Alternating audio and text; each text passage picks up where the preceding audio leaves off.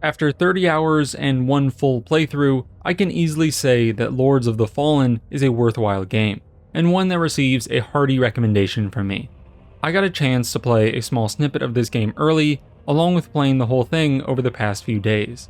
The devs have been in contact with me and other creators and reviewers, and they have been using lots of our feedback to adjust and polish the game.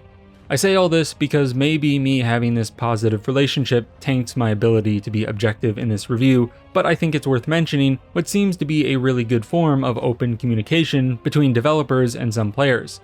I think the industry could use more of that, so I was happy to be a part of it here, and I think it did help fine-tune the game to be a better experience for release.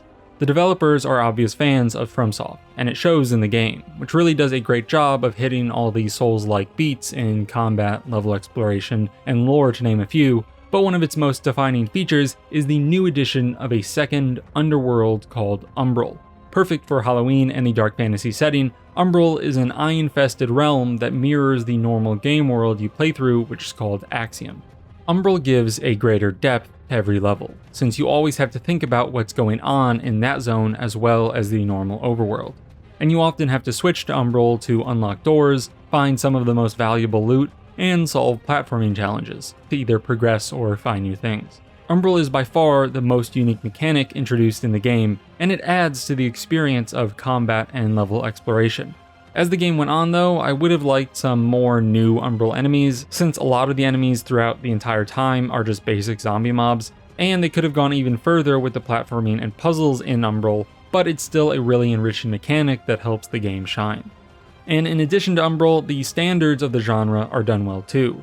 Level exploration is, as I said, obviously made better by Umbral, but the normal levels are interesting to sift through and unlock shortcuts in, and there's decent variety in design, with chiefly vertical cliffsides juxtaposing with standard castle levels and the true hallmark of any Souls game, poison swamps. In these levels, there's a variety of loot to find, from core healing items to consumables to upgrade materials, quest items, throwables, to even cosmetic color changes. And this makes exploration feel worthwhile, since you pretty often find something you can use. Oh yeah, and the throwables are done a bit differently. Instead of being consumables, they are items which once found are never lost.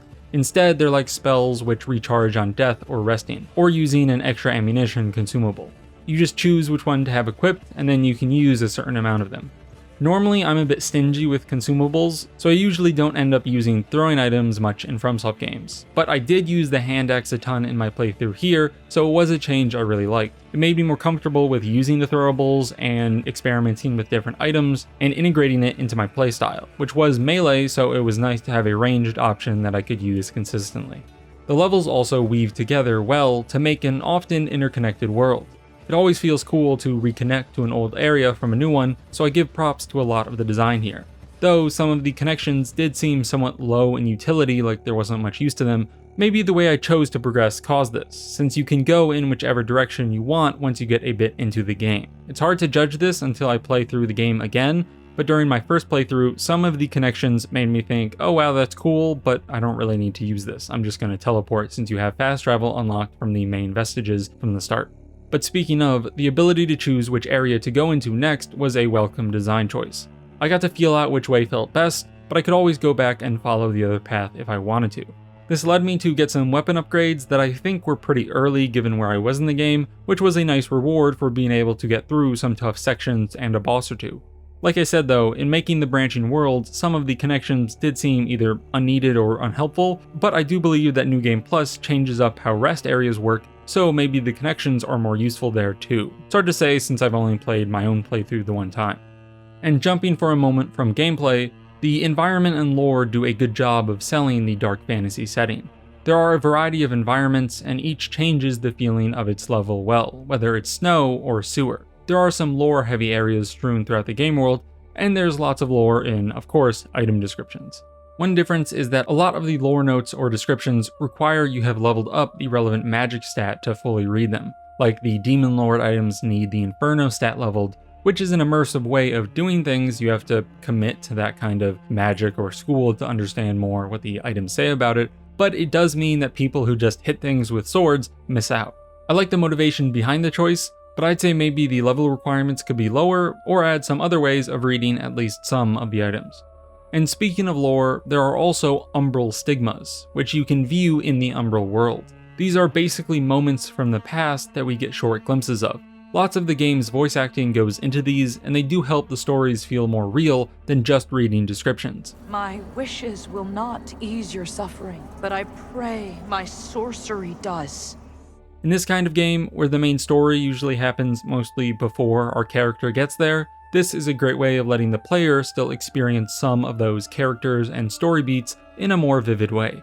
So another great addition to the game here, and funny enough, it's through Umbral again. It really feels like a lot of the Umbral design choices have been big positives that have helped elevate the game. So far, we've gotten most of my current thoughts on the game other than combat in general and boss fights.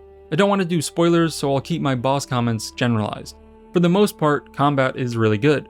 Despite what lots of commenters feared, the weapons feel responsive, and with the SFX updates the devs implemented after the community feedback, they sound alright too.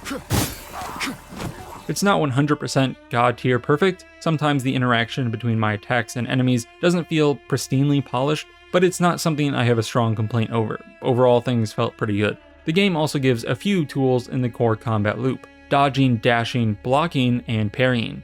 You have a long dodge, but during most combat where you're locked on, you'll be dashing, which is shorter, and parrying is a kind of perfectly timed block, which does more posture damage to the enemy. Blocks that aren't parries lead to your health becoming withered, but you can gain that back from attacking. So that's a nice interaction between the different elements of the combat loop, and it helps to serve as an incentive to keep the pace pretty high. So you can see that there are multiple options to use when fighting enemies. And there are a good amount of different enemies throughout the world, between the Axiom and Umbral, but towards the second half of the game, they did start to feel samey. Sometimes new enemies were too close in kind to old enemies, like one area getting an archer, which seemed to be kind of a reskin of another area's archer. Or some axe dudes showing up in the beginning, middle, and end of the game. Some more enemies that fought more distinctly and had unique kits would have been a welcome change, mostly in the second half. A good number of the lesser bosses got reused as normal enemies later on, and this was okay. Sometimes it felt good, but it would have been better if it was used more sparingly, in my opinion. To finish up with what might be the most important aspect to a lot of people, the boss fights were good too. During the initial event, we got to play against just a few, and they did a good job of selling the game to me. Fortunately, the rest of the game keeps up the quality. There are around 10 main bosses, I think, and a good number of lesser ones in between them.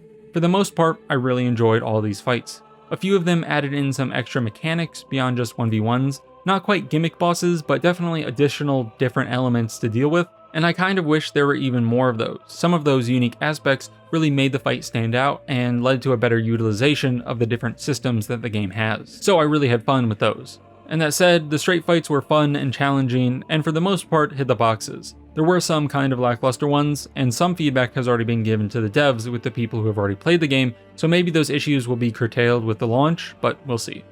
I don't remember too much of the OST as being too striking, but I'll consider it again on my second playthrough to see if that changes. For now, it did its job, and some of the ambient noises and music was really good, and a few tracks definitely sold their mood well, but overall there wasn't a lot that immediately stood out to me, though I think I kind of have that issue in general with OSTs if they're not something like Outer Wilds, but yeah, that was my experience with it. I don't know if I had any other major critiques of the game fully fleshed out in my mind at this point.